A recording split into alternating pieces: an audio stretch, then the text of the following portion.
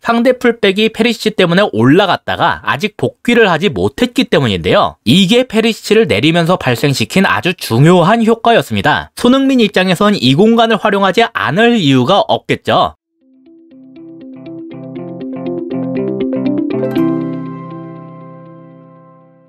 안녕하세요. 축구 보는 기자 축복입니다. 토트넘이 크리스탈 팰리스에게 4대0 대승을 거뒀는데요. 손흥민의 득점까지 터지면서 오랜만에 굉장히 좋은 경기력을 보여줬어요. 이렇게 확 바뀐 데에는 전술적인 변화가 크게 작용했는데요. 이따 득점 장면으로도 다루겠지만 몇 가지 포인트만 먼저 말씀드리자면, 일단 페리시치의 위치가 약간 아래로 조정됐습니다. 그리고 손흥민이 이전에 비해서 내려오는 빈도가 줄어들고 올라가는 빈도가 높아졌어요. 선수들 평균 위치에서도 페리시치의 위치가 기존에 비해 확연히 낮아진 걸 확인할 수가 있는데, 오늘 하프라인조차 넘어가지 못한 것을 볼 수가 있습니다. 이건 무슨 뜻이냐? 페리시치가 기존엔 아예 측면 높은 곳에 고정이 되어 있었고, 손흥민이 한 칸 내려오면서 그 연결고리 역할을 도맡았거든요. 근데 이제는 페리시치가 최초에 내려간 상태로 있으면서 그 연결고리 역할을 병행할 수 있도록 만들었단 거예요. 그러니까 토트넘이 좌측에서 좀 더 패스를 보낼 선택지가 많아지게 됐죠. 대신에 기존에 페리시치가 전담하고 있던 좌측 전방이 비어버리게 됐는데, 이건 오히려 손흥민한테 도움이 됐습니다. 손흥민이 잠깐 내려왔다가도 이 비워진 공간으로 침투를 할 수가 있게 됐거든요. 만약에 페리시치가 저 공간을 점유하고 있었다면 손흥민이 이 공간으로 침투할 수가 없었겠죠. 페리시치와 위치가 겹쳐버리기 때문입니다. 그래서 이 공간을 일시적으로 비워두는 게 손흥민이 자유롭게 움직일 수 있는 데에는 도움이 되는 거예요. 대신에 손흥민이 이렇게 순간적으로 침투했을 때 중앙에선 그럼 누가 받아주느냐? 케인이 적극적으로 내려와서 받아줬습니다. 이전 시즌에도 이런 모습을 자주 보여줬던 선수죠. 그래서 케인이 공격형 미드필더처럼 내려오고 손흥민과 힐이 투톱처럼 움직이는 모습도 자주 연출됐는데요. 실제 손흥민의 득점 장면에서도 이런 모습이 잘 나왔어요. 지금은 랑글레가 볼을 잡고 있는 중입니다. 근데 보시면 페리시치가 내려가고 있는 중이죠. 랑글레가 이런 식으로 넘길 수 있도록 패스 선택지를 늘려주려는 거예요. 다만 이 장면에선 이걸 선택하지 않았습니다. 일단 랑글레 자체도 윙어의 압박을 받고 있었는데다가 내려가는 페리시치에게도 풀백이 적극적으로 달라붙고 있었거든요. 그래서 길게 뻥 하고 때렸는데요. 여기에서 주목할 게 손흥민의 위치였어요. 지금 모습만 보면 이전과 마찬가지로 많이 내려간 상태죠. 그래서 손흥민의 전술적 마크맨이 상대의 우측 중미가 됐는데요. 롱패스가 날아오는 순간에도 이 마크맨 관계는 변화가 없었습니다. 하지만 지금까지와 확연하게 달라진 점이 보이죠. 토트넘의 좌측 전방 쪽 공간이 완전히 비워졌어요. 상대 풀백이 페리시치 때문에 올라갔다가 아직 복귀를 하지 못했기 때문인데요. 이게 페리시치를 내리면서 발생시킨 아주 중요한 효과였습니다. 손흥민 입장에선 이 공간을 활용하지 않을 이유가 없겠죠. 비워진 이쪽 공간으로 냅다 뛰어갔는데, 팰리스 입장에선 아까부터 손흥민을 잡고 있던 우측 중미 외에는 이 손흥민의 침투를 확실히 잡아줄 선수가 마땅치 않았습니다. 왜냐면 센터백 하나는 지금 케인과 공중볼 경합을 하고 있고, 좌측 센터백과 좌측 풀백은 지금 중앙으로 좁힌 힐을 잡고 있었거든요. 근데 여기에서 손흥민이 후다닥 침투하니까 어떻게 됐냐? 일단 좌측 센터백이 힐을 버렸습니다. 손흥민의 침투가 훨씬 위험하다는 거죠. 근데 정작 아까부터 손흥민의 마크맨이었던 우측 중미는 손흥민을 따라가는 걸 멈춰버렸어요. 이거는 센터백이 지금 힐을 버렸으니까 이제 내가 대신해서 얘를 잡아줘야겠다.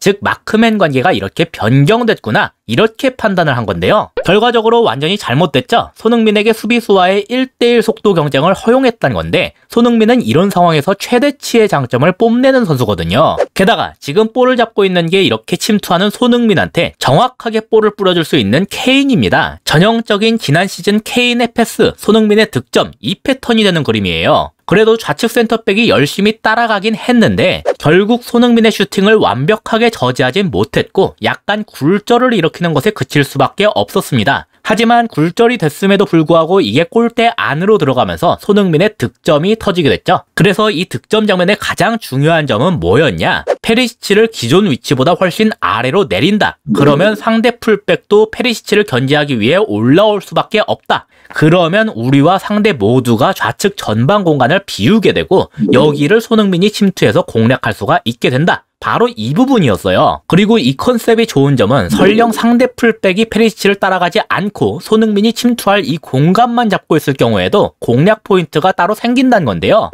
지금은 사르가 볼을 잡고 있는 중입니다. 근데 여기에서 중요한 게 지금 양쪽 선수들 간의 마크맨 관계예요. 보시다시피 윙어가 페리시치를 전담해서 잡아줄 수가 없는 상황이죠. 그리고 우측 중미는 아까와 마찬가지로 손흥민을 잡고 있기 때문에 결국 페리시치는 우측 풀백이 잡아줄 수밖에 없는 그림인데요. 보시다시피 페리시치와 약간 거리가 있어요. 즉 지금은 풀백이 페리시치를 따라가는 게 아니라 공간만 잡아주고 있는 중이란 건데, 여기에서 사르가 손흥민한테 볼을 넘기면서 이상해지기 시작합니다. 당장 손흥민은 마크맨인 중미가 견제할 수 있겠죠. 근데 손흥민이 볼을 페리시치한테 넘겼다는 게 문제였어요. 마크맨 관계대로라면 풀백이 페리시치한테 붙어야 되는데 그러질 못했습니다. 손흥민이 냅다 풀백이 먹고 있던 공간으로 침투하기 시작했거든요. 그래서 풀백은 손흥민을 따라갈 수밖에 없었어요. 덕분에 손흥민의 측면 침투를 저지할 순 있었는데 이러니까 다른 쪽에서 문제가 생겼습니다. 바로 손흥민으로부터 볼을 받은 페리시치를 누가 잡느냐는 거죠. 보시다시피 본래 손흥민의 마크맨이었던 우측 중미가 페리시치 앞을 막고 있는 중이에요. 하지만 중앙 미드필더가 측면에 있는 페리시치한테 붙었다는 건 팰리스의 중앙 쪽 공간은 헐거워진다는 뜻입니다. 그래서 한 칸 내려와서 여기에 가담한 케인한테 너무 많은 공간을 허용하게 됐어요. 물론 케인한테도 마크맨은 있었죠. 케인이 내려가는 대로 우측 센터백이 따라서 올라올 수도 있었을 겁니다. 하지만 그러면 이번엔 침투하는 손흥민을 또 1대1로 상대해야 되는 딜레마에 빠지겠죠. 딱 봐도 그림이 이렇게 되면 너무 위험해 보이잖아요. 그래서 우측 센터백 또한 케인을 잡으러 함부로 올라올 수가 없었고, 결국 우측 중미가 측면으로 빠진 팰리스는 케인에게 공간을 허용할 수밖에 없었습니다. 팰리스 입장에선 다행스럽게도 그 케인으로부터 볼을 받은 도어티가 득점하진 못했어요. 하지만 도어티에게 허용된 공간이나 침투하는 손흥민의 위치를 봤을 때 여기에서 추가적인 실점까지도 나올 수가 있는 상황이었습니다. 즉 만약 팰리스의 풀백이 내려간 페리시치를 버리고서 손흥민의 침투를 견제한다면 자유롭게 된 페리시치에게 볼을 넘겨서 우측 중미를 측면으로 당긴 다음에